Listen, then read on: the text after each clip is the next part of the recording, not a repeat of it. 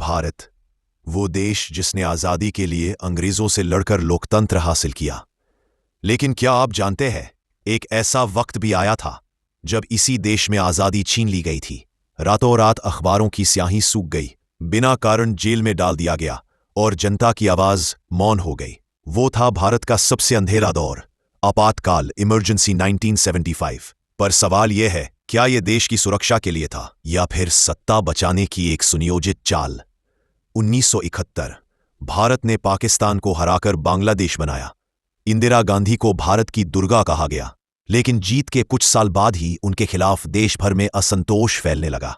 1974 में जयप्रकाश नारायण ने उठाई संपूर्ण क्रांति की आवाज। किसानों से लेकर छात्रों तक हर वर्ग सड़कों पर था। सत्ता हिल चुकी थी और इंदिरा गांधी जानती थीं, अब कुछ बड़ा करना होगा। 25 जून 1975 की रात दिल्ली के सफदरजंग रोड पर एक फोन कॉल होता है। राष्ट्रपति फखरुद्दीन अली अहमद कागजों पर दस्तखत करते हैं और उसी पल भारत में लागू होती है इमरजेंसी। इंदिरा गांधी का ऐलान था, देश की सुरक्षा खतरे में है, लेकिन विपक्ष कह रहा था, नहीं, सत्ता खतरे में थी। सुबह हुई तो अखबार खाली थे, प्रेस पर सेंसरशिप लगा दी गई। सरकार के खिलाफ एक शब्द छापना अपराध था।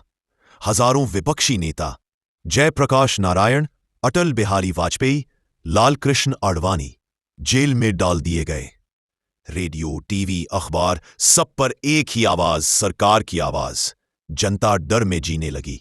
घर की बातें भी फुसफुसाकर की जाती थी। फिर शुरू हुआ नसबंदी का भयावह अभियान। कहा गया, ये देश के विकास के लिए है, पर असल में गरीबों को पकड़कर ऑपरेशन थिएटर भेजा जाता था। किसी ने विरोध किया तो लाठी चली। लोग डर में थे, पर गुस्सा भीतर सुलग रहा था। और फिर 1977 में इंदिरा गांधी ने अचानक चुनाव घोषित कर दिया। उन्हें लगा जनता भूल चुकी होगी, मगर जनता ने जवाब दिया, हम नहीं भूले।